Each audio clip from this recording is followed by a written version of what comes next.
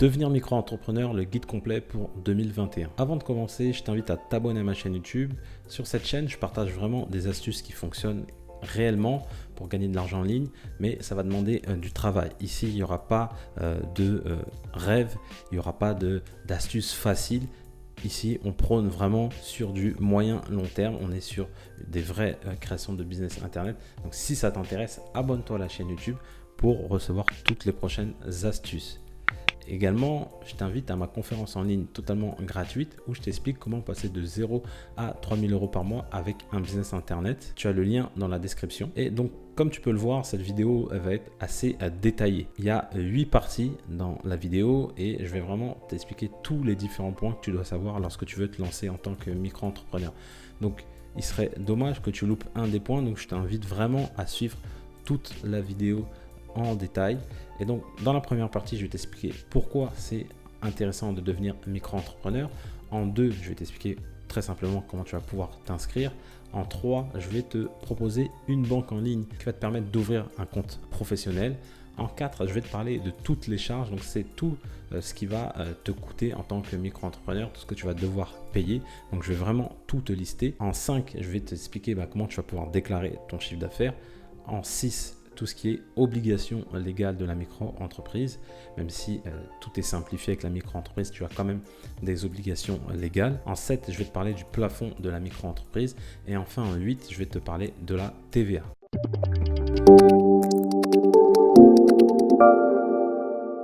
Alors, pourquoi devenir micro-entrepreneur? Tout simplement parce que c'est simple, rapide et gratuit. En un clic, en allant sur un site internet, tu peux t'inscrire. C'est vraiment rapide. Il n'y a pas besoin d'avoir de compétences comparé à d'autres structures d'entreprise. Tout ce qui est SARL, SAS, etc. Il y a beaucoup plus de contraintes entre guillemets. Et en plus de ça, c'est gratuit. Tout ce qui est les autres types d'entreprises, il faut payer. Il y a quand même des frais. Là, tu peux t'inscrire gratuitement en tant que micro-entrepreneur. Et donc, c'est vraiment pratique. En plus de ça, tu as le côté qui est vraiment simple parce que au niveau obligation légale, tu n'en as pas beaucoup. Tu ne dois pas tenir de comptabilité, tu ne dois pas éditer de bilan. Tout est simplifié. Même quand dans le calcul de tout ce qui est imposition et tout ce qui est cotisation, c'est très simple à calculer. Et donc, c'est pour ça que c'est un bon moyen lorsque tu veux tester ton entreprise et que tu n'as pas envie d'avoir un statut plus lourd comme les autres types de sociétés. Donc là, ça te permet de te lancer rapidement et de tester, voir si ton entreprise elle est intéressante, il y a des gens qui sont intéressés, etc. etc. C'est un bon moyen de tester et en plus de ça, c'est très souple. Et au niveau des charges, par exemple, pour les cotisations, on y reviendra, elles sont moins élevées que tu peux avoir sur d'autres structures d'entreprise. Donc, c'est pour ça que je te recommande vivement lorsque tu vas te lancer de commencer par une micro-entreprise. Alors, pour s'inscrire, c'est très simple. Actuellement, enfin très simple, non, parce que actuellement tu as 3 sites. Tu peux aller sur Guichet d'entreprise, tu peux aller sur Infogreffe et tu peux aller sur entrepreneur.ursaf.fr. Donc là, tu vois, tu peux aller un peu partout. Infogreffe, je ne l'ai pas précisé, mais c'est pour les activités commerciales. Donc là, actuellement, c'est un peu un bazar parce que tu peux aller sur 3 sites pour faire en fait juste l'inscription de la micro-entreprise. Et à partir de 2021, voire 2022, on ne sait pas trop, mais normalement, ça devrait être à partir de janvier 2021, il y aura ce qu'on appelle un guichet électronique unique. Et en fait, toutes tes démarches, elles se feront uniquement donc sur guichet-entreprise.fr. Et c'est pratique, je trouve, parce que ça permet de ne pas aller à droite à gauche. Tout sera centralisé donc sur ce site-là. Après, au niveau de l'inscription, je ne vais pas te montrer, mais très sincèrement, c'est très très simple. Il suffit de remplir les informations. C'est un formulaire très simple à remplir. Du coup, maintenant, je vais te présenter le fameux compte bancaire dont je t'avais parlé. Donc, la banque que je te recommande lorsque tu veux ouvrir un compte professionnel, c'est la banque Shine. Pourquoi je te recommande Shine? Parce que au-delà du fait que ce soit une banque, tu as également un outil de comptabilité. Et c'est ça que j'adore chez Shine. Donc, je vais te montrer ça de suite. Après, au niveau d'inscription, si tu as un premier mois offert, c'est sans engagement, voilà, peu importe. Mais ce que j'aime bien, voilà, c'est que tu as un compte pro, une Mastercard, de manière logique. Tu as un outil de facturation qui est intégré. Grâce à ça, tu vas pouvoir faire ta comptabilité.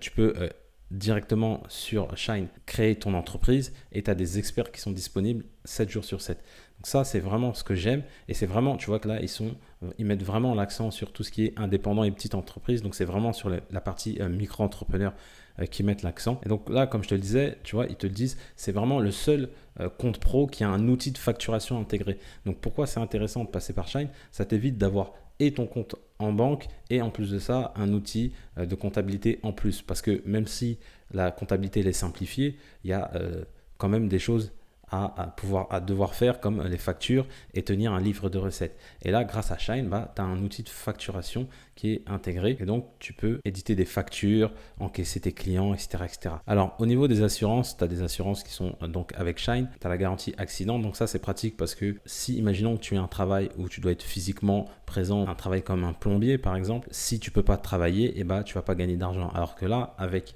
cette garantie-là, tu as une indemnisation de 100 € par jour en cas d'hospitalisation. Et au niveau tarif, je vais te montrer ça de suite. Alors, tu as donc 3 plans. Tu as le plan basique, tu as le plan premium et tu as le plan dépôt de capital. Donc là, toi, dépôt de capital dans le cadre d'une micro-entreprise, ça ne va pas t'intéresser. Ce qui va t'intéresser, c'est le plan basique ou le plan premium. Alors, qu'est-ce qui justifie donc la différence de prix? Tout simplement, c'est que sur le plan basique, tu vas avoir uniquement 20 virements et prélèvements. Et là, tu en as 50. Au départ, pour commencer, 20 virements et prélèvements, ça suffit largement. Et là, donc la différence, c'est que tu as l'encaissement des chèques qui n'est pas compris donc, dans le plan basique et dans le plan premium, il est compris. Donc, encore une fois, si tu n'as pas besoin d'encaisser des chèques, commence par le plan basique et par la suite tu passeras sur l'autre plan. Petite précision, dans le plan premium tu as les garanties, là tu ne les as pas. Alors au niveau des charges, donc là c'est vraiment l'une des parties les plus importantes de la vidéo, je t'invite vraiment à rester jusqu'à la fin. Donc tu vas devoir payer ce qu'on appelle des cotisations sociales. Alors les cotisations sociales, ça va dépendre de ton activité. Si tu fais de l'achat-revente de marchandises, typiquement du e-commerce, ça va être 12,8%. Si tu fais par exemple tout ce qui est prestation de service, imaginons que tu sois par exemple blogueur, ça va être 22%. En gros, ça va être 22% de ton chiffre d'affaires. C'est sur la globalité de ton chiffre d'affaires que tu vas devoir déclarer. Donc, c'est soit de manière mensuelle ou trimestrielle. Alors, comment choisir entre mensuel et trimestriel? En fait, c'est lorsque tu vas t'inscrire en tant que micro-entrepreneur, tu peux faire la demande de soit déclarer mensuellement, soit trimestriellement. Moi, je te recommande de déclarer de manière mensuelle parce que c'est beaucoup plus lisible pour ta comptabilité. Moi, je trouve, au départ, moi, j'étais trimestriel et après, j'ai changé pour mensuel pour t'expliquer un peu. Pourquoi c'est intéressant en mensuel? Parce que tu déclares ton chiffre d'affaires et tu sais déjà combien tu vas payer à l'instant T. Alors que là, si tu attends 3 mois, tu ne sais pas pendant 3 mois combien tu as de charges et même si tu peux faire un calcul, mais bon, c'est pas le meilleur. Et en plus de ça, donc tu vas déclarer le 3e mois et en gros, c'est le 5e mois seulement que tu vas être prélevé. Voilà, tu vois que c'est décalé. Pour le mensuel, tu vas déclarer mensuellement et un mois après, tu vas être prélevé. C'est déjà beaucoup plus simple de gérer, je trouve, sa comptabilité de cette façon-là. Au niveau de ces cotisations, tu peux avoir une exonération si tu as l'ACRE. Donc, je vais t'expliquer après comment tu vas pouvoir avoir l'ACRE. Et en gros, tu as 50% d'exonération pendant un an. Donc, tu vois, au lieu d'avoir 12,8% pour l'achat-revente, tu vas avoir 6,4%. Et pour la prestation de service, au lieu d'avoir 22%, tu vas avoir 11%. Donc, pour avoir l'ACRE, il y a plusieurs conditions. Il ne faut pas remplir toutes les conditions, mais en tous les cas, tu as plusieurs critères. Tu peux soit être demandeur d'emploi, soit toucher l'allocation d'aide au retour à l'emploi, soit avoir de 18 à 25 ans, soit avoir moins de 30 ans et être non indemnisé ou reconnu handicapé. Aussi, si tu es créateur d'entreprise dans un quartier prioritaire, tu peux avoir également l'ACRE. Si tu es salarié d'une entreprise en procédure de sauvegarde, de redressement ou en liquidation judiciaire, là aussi tu peux l'avoir. Et également, si tu as conclu un contrat d'appui au projet d'entreprise. Donc ça, si tu remplis une de ces conditions, je t'invite vraiment à le faire parce que 50% d'exonération, c'est sur la première année, vraiment c'est super intéressant et ça va te permettre soit de prendre cet argent-là pour le réinvestir dans ta société, soit de mettre de l'argent de côté. Donc c'est toujours ça de prix. Donc tu as d'autres charges, c'est pas fini, sinon ça serait trop beau. Tu as la contribution formation professionnelle. Donc ça va dépendre encore une fois du type d'activité que tu fais. Donc si tu es e-commerçant, ça représente 0,1% de ton chiffre d'affaires. Si tu es une profession libérale ou tout ce qui est prestation de service, c'est 0,2%. et pour les artisans, c'est 0,3%. Il y a également la cotisation foncière des entreprises.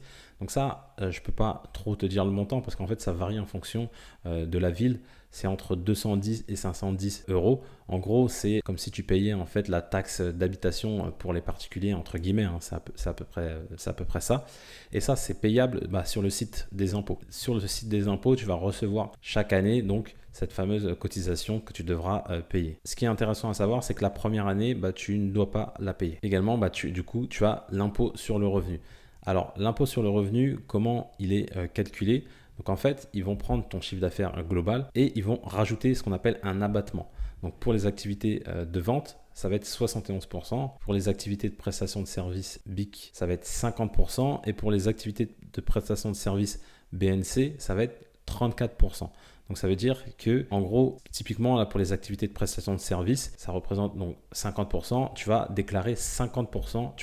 En gros, tu vas déclarer la moitié de tes revenus. Donc ça, tu vas le déclarer en remplissant le formulaire 2042 C Pro, donc au moment de ta déclaration, et donc tu vas reporter donc le fameux montant. Un exemple, tu gagnes 1000 euros, tu mets 500 euros. Donc tu déclares 500 euros. Et donc ce montant-là que tu dois déclarer, il va s'ajouter à tes autres revenus. Donc imaginons que si tu es salarié, tu vas prendre ce revenu de ta micro-entreprise qui va s'englober donc dans tes autres revenus. Et après, au niveau du calcul, c'est le calcul classique des impôts. Donc ça, c'est propre à chacun. Donc je ne vais pas rentrer en détail là-dessus. La seule chose que tu dois comprendre, c'est qu'il y a ce fameux abattement. Et après l'abattement, tu reportes ton revenu. Tu as une deuxième façon de payer ton impôt, c'est directement lorsque tu vas payer tes cotisations sur le site de l'URSSAF. Par contre, il y a des conditions à respecter pour pouvoir le faire. Et donc, lorsque tu es au versement libératoire, tu ne payes pas donc, tes impôts sur le site ImpôtGouv. C'est vraiment dissocié. Et donc, les conditions, c'est d'avoir un revenu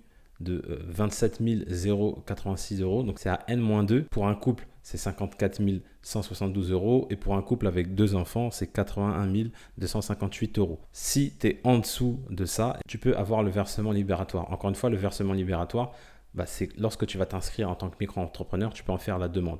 Et même par la suite, après, tu peux en faire la demande, mais ça sera que sur l'année d'après. Voilà, c'est ce qu'il faut savoir. Donc, si dès la première année que tu vas t'inscrire en tant que micro-entrepreneur, 2 ans avant, tu étais dans ces chiffres-là, c'était ton revenu global, tu peux faire la demande directement de versement libératoire. Et comme ça, tu payeras directement tes cotisations ainsi que ton impôt sur le revenu. Et bien sûr, pour pouvoir être au versement libératoire, il ne faut pas dépasser la limite de chiffre d'affaires de la micro-entreprise, ce qui est logique. Comme je te disais, tu payes tes impôts en même temps que tes cotisations et donc ça représente 1% de ton chiffre d'affaires en tant qu'entreprise de vente de fourniture. Ça représente 1,7% en tant que prestation de service et 2,2% pour les titulaires de bénéfices non commerciaux. En gros, tu as ton montant de cotisation. À cela sera rajouté le fameux pourcentage en question. Et du coup, comme ça, tu vas payer directement sur le site de l'URSSAF. Alors, au niveau de la déclaration du chiffre d'affaires, comme je t'ai dit, c'est soit mensuel, soit trimestriel. Et ça se passe sur le site auto-entrepreneur.ursaf.fr. Maintenant, comme ils veulent faire un guichet unique, je pense que ça va bientôt basculer sur le site guichet-entreprise.fr puisque c'est là-dessus bientôt, ça sera le seul site là où tu pourras t'inscrire en tant que micro-entrepreneur. Donc je pense que ça sera également le seul site où tu pourras déclarer tes revenus. Mais à l'instant T où je tourne cette vidéo, c'est sur le site auto-entrepreneur.ursaf.fr. Mais par la suite, je t'inviterai à basculer sur le site guichet-entreprise.fr. Et donc il faut être vigilant parce que tu as des dates de déclaration. Donc là pour septembre, tu as une date de début et tu as une date limite de déclaration. Donc, il faut vraiment veiller à bien respecter les fameuses dates en question pour déclarer ton chiffre d'affaires. Donc, à savoir que la déclaration du chiffre d'affaires, c'est du chiffre d'affaires hors taxe, bien évidemment. Et donc, tu vas mettre dans la case, donc je vais te montrer ça de suite, tu vas mettre tout simplement ton chiffre d'affaires en fonction du type de prestation que tu fournis. Si tu fais de la vente de marchandises, tu vas mettre dans cette case-là. Si tu fais de la prestation de service, c'est dans cette case-là. Et si tu fais la prestation de service commercial ou artisanal, ça va être dans cette case-là, tout simplement. Et après, ce qui est bien, c'est que c'est le site qui va te calculer directement, là tu le vois, qui te calcule directement combien tu vas payer, tout simplement.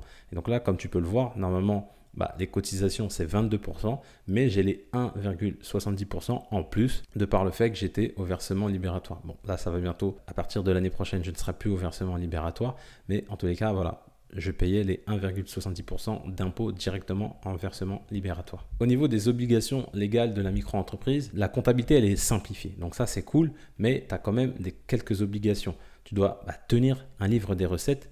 Donc, je te mettrai dans la description de la vidéo un livre des recettes que j'ai créé et que j'ai publié sur Amazon. Donc, tu as le lien dans la description de la vidéo. Tu dois également facturer tes clients. Tous les clients qui te donnent de l'argent, tu dois leur donner une facture, ce qui est normal. Et également, tu dois avoir un compte bancaire professionnel.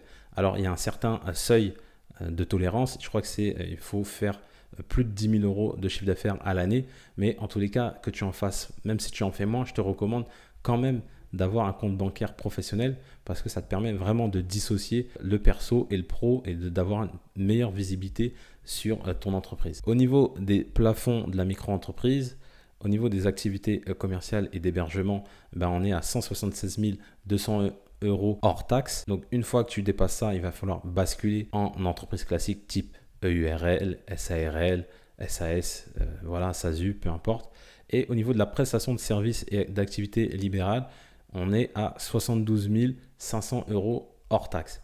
Mais bien évidemment, tu as une tolérance et la tolérance, c'est sur 2 ans. Si sur 2 années consécutives, tu dépasses le chiffre d'affaires, tu es obligé de passer en société. Par contre, si tu le dépasses une première année, mais que la deuxième année, tu ne le dépasses pas, tu n'es pas obligé de basculer en société. Voilà, il faut vraiment que ce soit sur 2 années consécutives que tu dépasses le seuil. Et si tu dépasses le seuil sur 2 années consécutives, tu dois basculer directement en société. Et enfin, la TVA. On pense souvent à tort que lorsqu'on est une micro-entreprise, on ne doit pas encaisser la TVA. Et c'est pas vrai. Moi, je l'ai vu parce que comme j'ai dépassé le plafond, donc là, comme tu vois, le plafond pour la prestation de service était 34 400, j'ai dû commencer à déclarer la TVA dès l'année dernière. Ça veut dire quoi concrètement? Ça veut dire que tu vas encaisser la TVA, donc toutes les ventes que tu génères, donc que ce soit de la vente de produits, que ce soit avec tes clients, etc. Tu dois maintenant facturer avec la TVA. Mais dans l'autre sens, ça veut dire que toi aussi, tu pourras déduire la TVA. Donc en fait, le principe de la TVA, c'est très simple. C'est d'un côté, tu vas encaisser de la TVA. Donc tu vas par exemple encaisser 1 000 euros et derrière, tu vas payer la TVA. Donc tu vas payer par exemple pour 500 euros. Et si c'est le cas, tu vas devoir payer 500 euros de TVA à l'État parce que tu vas récolter la TVA. Par contre, si c'est déficitaire, ça veut dire que si tu payes plus de TVA que tu as encaissé la TVA, l'État peut te rendre de l'argent. Au niveau de la déclaration, ça se fait sur le site des impôts. Donc quand je dis le site des impôts, c'est le site des impôts professionnels. C'est la même interface, sauf que le bouton, il faut appuyer sur la partie professionnelle. Donc là, il faudra que tu te crées un compte professionnel sur le site des impôts, donc impôtgouv.fr. Et là-dessus, du coup, tu pourras aller déclarer la TVA. Honnêtement, lorsque je suis arrivé à cette partie-là, j'étais complètement perdu. Je ne savais pas comment j'allais pouvoir déclarer la TVA. Ça me paraissait vraiment très complexe. Et c'est là que je suis tombé sur mon comptable en ligne, parce que j'en ai testé pas mal de comptables en ligne. D'ailleurs, j'ai fait une vidéo qui va s'afficher juste ici sur quel comptable choisir pour sa micro-entreprise. Et j'ai longtemps galéré avant de tomber sur Doug.fr. Alors, je vais te montrer l'interface de Doug.fr et tu vas te rendre compte que c'est très très simple d'utilisation. Je vais juste te montrer pour la partie TVA. Pour le reste, je t'invite à aller voir la petite vidéo qui s'affiche là et tu en sauras plus sur ce comptable en ligne. Là, tu as le fameux outil. Ici, quand tu vas dans déclaration, ça t'aide vraiment à faire toutes les déclarations. Là, tu vois, je t'avais parlé de la CFE. Donc, j'ai ici un outil qui m'aide à déclarer la CFE. Et ici, j'ai un outil qui m'aide à déclarer la TVA. Donc, tu vas voir, c'est très, très simple d'utilisation. En fait, ils te mettent les montants à mettre dans les différentes cases. Et tu vois que c'est des chiffres. Donc là, ce que tu retrouves, les chiffres que tu retrouves, c'est ce que tu vas retrouver sur l'interface d'impôt.gouv. Et tu vas juste, en fait, à mettre les montants et après ça va te calculer directement la TVA et après tu n'auras plus que la payer en ligne. Donc ça te facilite la vie. Je te remercie d'avoir suivi cette vidéo. Vraiment, si tu es resté jusqu'à la fin, tu fais partie des plus motivés, c'est top. Si tu as des questions sur la micro-entreprise, des choses sur lesquelles tu n'as pas compris, etc., n'hésite pas, tu as les commentaires qui sont là pour ça. Je réponds à tous les commentaires sans exception. Également, n'oublie pas de t'abonner à la chaîne YouTube. Clique sur la cloche pour recevoir toutes les prochaines vidéos en exclusivité. Et comme je le dis toujours, pour connaître le succès, il faut rester persévérant et déterminé. Je te dis à bientôt.